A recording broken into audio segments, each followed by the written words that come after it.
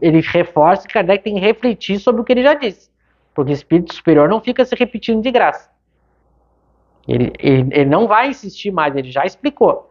Ele só disse para Kardec que isso que aconteceu foi uma lição para alguns, mas que não vai prejudicar o todo. Como ele dá o exemplo, ele nota que ele usa sempre exemplos simples, né?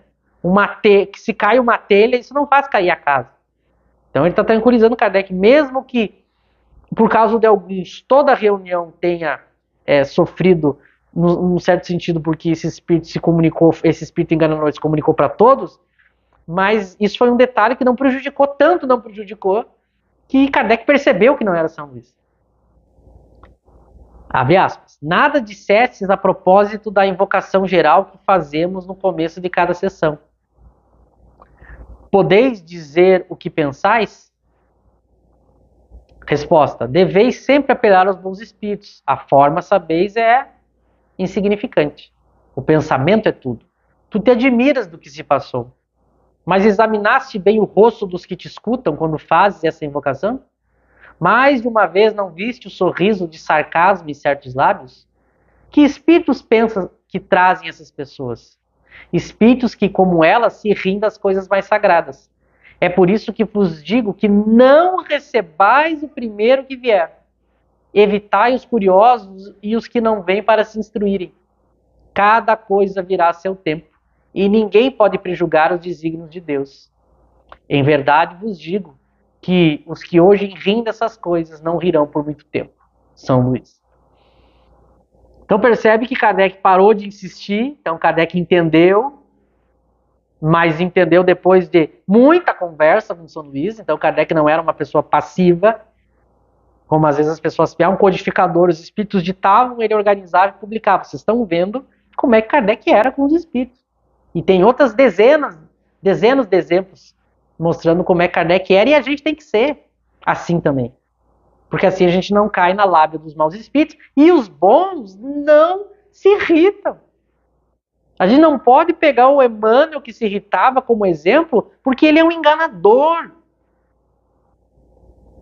Por isso que ele se irritava. Que daí o médium passivo ficava com medo e parava de questionar, e ele continuava dominando. Vejam que o São Luís continuou respondendo e conversando, chamando atenção, mas se manteve racional, né?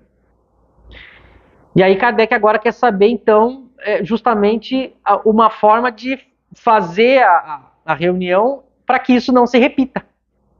E aí o São Luís mostra que, primeiro, que a forma é insignificante, né? É o que a gente já chamou atenção em outros estudos. O movimento espírita acha que fazendo vozinha bonita, declamando uma prece, que às vezes eu já vi casa espírita que até no momento da prece era um momento de disputa de vaidade, né? A gente quer falar quase como um poeta. E aí por trás as pessoas estão se odiando, desunidas, não estudam, não levam o espiritismo com seriedade, vai atrair que espírito? Então esquece a aparência e foca no pensamento, né?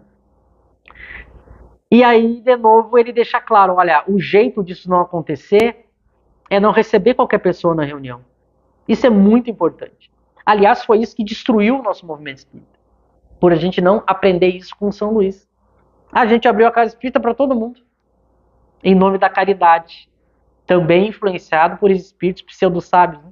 Que eles usavam essa ideia de que tinha que abrir para todos, porque isso seria caridoso, então eles usam a caridade para prejudicar o espiritismo. Por isso que eles são espíritos perigosos. Então a gente pensou, realmente, para ser cristão, para ser espírita, a gente não pode negar o acesso de ninguém, né? A gente abriu para todos. Ao abrir para todos, os inimigos, os levianos, os que não são sérios, entraram, e ao entrar tomaram conta do movimento espírita. E como eram pessoas que não eram sérias, quando elas viram Kardec que era, elas fizeram o quê? Tiraram Kardec. A gente abriu o movimento espírita para os inimigos do espiritismo. E eles entraram, tomaram conta, esconderam o verdadeiro espiritismo e fizeram o que quiseram com o nosso movimento espírita.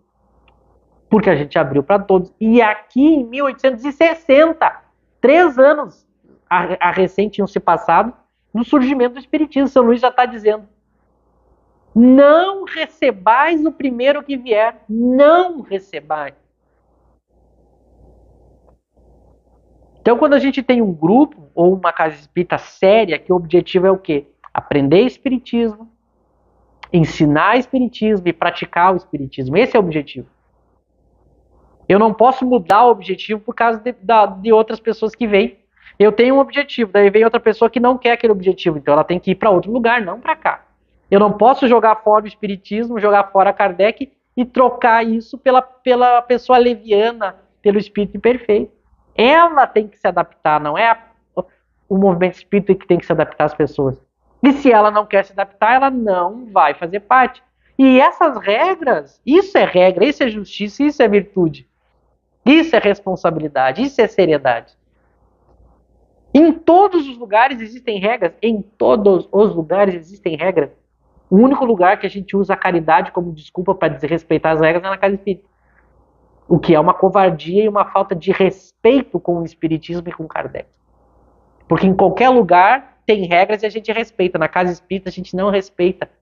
Porque a gente não respeita Kardec e o espiritismo. Se a gente respeitasse, a gente não deixaria qualquer um fazer o que quer. Não que a gente vai ser agressivo, violento, snob, mas a gente vai ser sério, como Kardec está sendo. Tanto que depois disso, o rigor para fazer parte da sociedade parisiense dos espíritas aumentou. E quando se fala isso, tem gente do movimento espírita que fala assim, a gente vai elitizar o movimento espírita, a gente vai fechar as portas da casa espírita para os sofredores, a gente vai fechar a casa espírita para quem necessita. Vejam, isso é desvirtuar as palavras. Porque aqui não está se falando em fechar as portas para quem precisa de ajuda, para quem quer aprender, para quem é simples. Está dizendo para fechar para aqueles que são mal intencionados, irresponsáveis, levianos. É para esses. Não é que a gente vai agora só vai entrar na casa espírita quem tem diploma universitário. Só vai entrar no movimento espírita, na casa espírita quem tem dinheiro. Só vai entrar. Não é isso que se está falando. A pessoa pode ser analfabeta e pobre materialmente. Se ela é uma pessoa séria, bem intencionada, que quer aprender, ela vai entrar. Mas se é uma pessoa arrogante, é uma pessoa leviana, é uma pessoa que não é séria, que não respeita o espiritismo, a gente tem que dar graças a Deus dessas pessoas irem embora, se elas já estiverem aqui. E a gente tem que trabalhar para que elas nem cheguem. Com muita seriedade, como aconteceu. Depois disso, a sociedade parisiense se tornou muito mais rígida. Isso em nome do bem no espiritismo.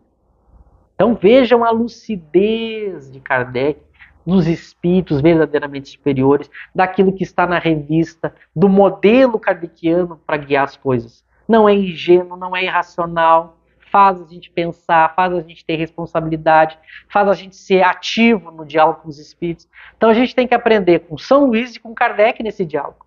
Como se porta com os espíritos e como é que a gente tem que se portar no trabalho do espiritismo.